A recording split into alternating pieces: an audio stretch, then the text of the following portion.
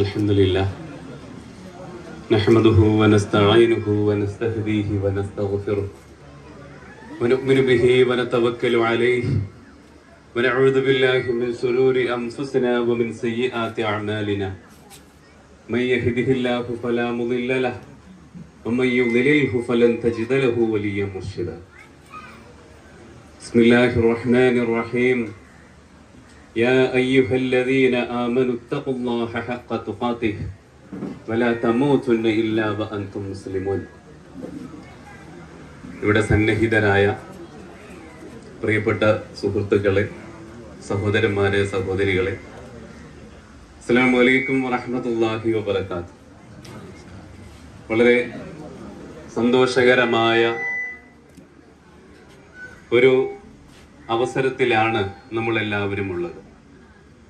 നമുക്കേവർക്കും പരിചിതരായ രണ്ടു പേരുടെ വിവാഹം, MKC റഷീദ് എന്നവരുടെ മകൾ ഫഹ്മ ഫെബിനും ഇബ്രാഹിം എന്നവരുടെ മകൻ മുഹമ്മദ് അനസും തമ്മിലുള്ള വിവാഹമാണ് ഇവിടെ നടക്കുന്നത്. ഒരു വിവാഹത്തോടു കൂടി രണ്ട് വ്യത്യസ്ത സാഹചര്യങ്ങളിൽ ജീവിച്ചവർ ഒന്നായി തീരുകയാണ്. നമ്മുടെ സമയം വളരെ വൈകിയിരിക്കുന്നു, എനിക്കറിയാം. അതുകൊണ്ട് വളരെ പരിമിതമായ ചില കാര്യങ്ങൾ പറഞ്ഞുകൊണ്ട് ഞാൻ അവസാനിപ്പിക്കും. വിവാഹം നടക്കുന്ന വേളയിൽ വധൂവരന്മാർക്ക് ചില ഉപദേശങ്ങൾ നൽകുക എന്നത് മാത്രമാണ് ഈ വിവാഹ ഖുതുബ കൊണ്ടുള്ള ഉദ്ദേശം.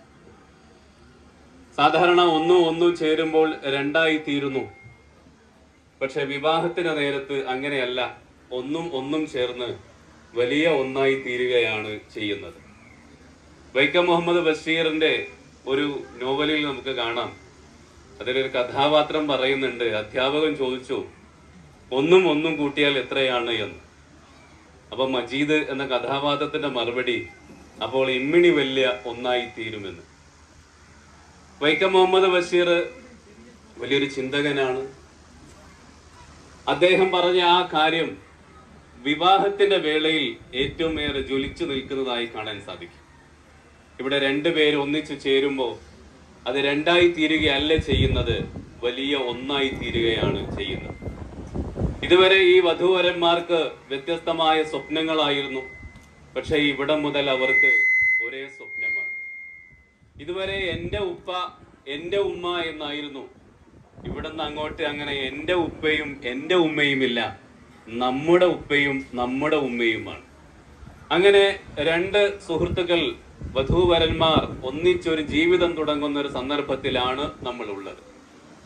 പ്രിയ സഹോദരന്മാരെ, വിവാഹത്തിന്റെ വേളയിൽ നമ്മൾ വിവാഹത്തെ കുറിച്ച് ഒന്ന് ആലോചിക്കേണ്ടതുണ്ട്. അള്ളാഹുവിന്റെ ദീൻ നമുക്ക് പഠിപ്പിച്ചു തന്ന വിവാഹം, ആ വിവാഹത്തെ അതുപോലെ മുറുകെ പിടിക്കുക എന്നത് വളരെ പ്രധാനപ്പെട്ട ഒരു കാര്യമാണ്. ഇസ്ലാമിലെ വിവാഹം എന്നത് വളരെ ലളിതമാണ്. എല്ലാവർക്കും ആക്സസിബിൾ ആയിട്ടുള്ള വിവാഹമാണ് ഇസ്ലാം മുന്നോട്ട് വെക്കുന്നത്. അതിനെ നമ്മൾ ബുദ്ധിമുട്ടാക്കിയാൽ അതിന്റെ പ്രയാസം നമ്മളൊക്കെ അനുഭവിക്കേണ്ടി വരും. ഇപ്പോ പൊന്നിന്റെ വില കുതിച്ചു കയറിക്കൊണ്ടേയിരിക്കുകയാണ്. ഇസ്ലാമിലെ വിവാഹവും പൊന്നും തമ്മിൽ ബന്ധമൊന്നുമില്ല. വിവാഹവുമായി ബന്ധപ്പെടുത്തിക്കൊണ്ട് ഒരുപാട് പുതിയ ആചാരങ്ങളും പുതിയ ധൂർത്തുകളും നടന്നുകൊണ്ടേയിരിക്കുന്നു. കഴിഞ്ഞ ദിവസം ഞാനൊരു വാർത്ത വായിച്ചു. ഒരു പള്ളി കമ്മിറ്റി ഒരു തീരുമാനം പ്രഖ്യാപിച്ചിരിക്കുന്നു, വിവാഹത്തിന്റെ തലേ ദിവസം ഈ മഹലിൽ ഒരു പരിപാടിയും ഉണ്ടായിരിക്കുന്നതല്ല, ഒരു വീട്ടിലും. എന്തെല്ലാം പുതിയ ഏർപ്പാട്. ഇപ്പൊ പുതിയ ഗാനമേളകളൊക്കെ വിവാഹത്തിന്റെ ഭാഗമായിട്ട് എല്ലാവരും തുടങ്ങി കഴിഞ്ഞിരിക്കുകയാണ്. ഇതുപോലത്തെ ധൂർത്തുകളൊക്കെ നമുക്ക് എല്ലാ വിധത്തിലും പ്രയാസങ്ങളും ബുദ്ധിമുട്ടുമാണ് ഉണ്ടാക്കുക. നമ്മളൊരു കാര്യം മനസ്സിലാക്കേണ്ടത്, ഇത് കേവലമായ ഒരു വർത്താനത്തിന് അപ്പുറത്തേക്ക് കാര്യങ്ങൾ നീങ്ങിയിരിക്കുന്നു. അതായത് ഇപ്പോ ചെറുപ്പക്കാരെ ഏറ്റവും കൂടുതൽ സ്വാധീനിച്ചു കൊണ്ടിരിക്കുന്നത് യുക്തിവാദം.